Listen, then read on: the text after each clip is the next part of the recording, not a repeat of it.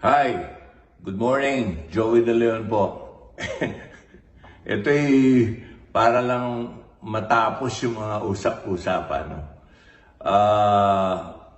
Unang-una, hindi namin kaaway yung Showtime. Yung Showtime, matagal na namin kapitbahay yun. Hindi rin kami tinitira, hindi namin sila tinitira. Ang pinapatungkulan namin ni Tito nung nagalit kami sa Itbulaga, yung mga social media na nagpo-post, yung mga alam nyo na nagpiprograma. Kaya hinamon ko 15 years kung tatagal yung mga nagpo-post na yon, hindi Showtime. Oy, happy anniversary Showtime 15 years na nga yung Showtime. Ba't ko hahamunin yun? Mahal namin ang Showtime dahil kasabayan namin, dadalawa na lang kami. Huwag nyo kaming pagsabungin. Hindi po kami, magkakaibigan din kami. Ang pinapatungkulan namin ni Tito, yung mga nagpo-post na magsasara na kami. Dadalawa na lang yung show, isasara pa yung isa. At yung isa, yun well, hindi naman sa pagyayabang, longest running. Top 5 nga sa mundo eh. Kaya thank you. Kasama kayo dun sa honor na yon.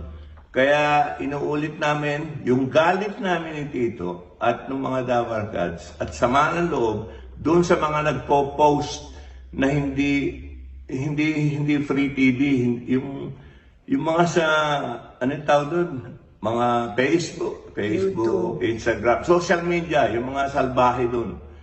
Kaya para matinaw, talagang luluhod ako, di pa ako. Kung maka 15 years yung mga chismoso na yun, yung mga sinungaling na yun. Pero yung Showtime, we love you.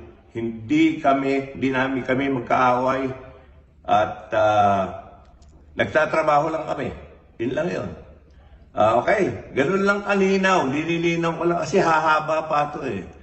Yung iba nilalagyan na ng kulay, pinagsasabong. Nagtatrabaho lang po kami, dalawa na lang kaming lunch shows. We love each other. Matagal na, mahigit 1 dekada na kaming magkapitbahay. So yun lang po. Inuulit ko, yung mga nagpo-post na sinungaling sa social media, yun ang mga buwisit. Yun ang mga pinapatungkulan namin. Okay.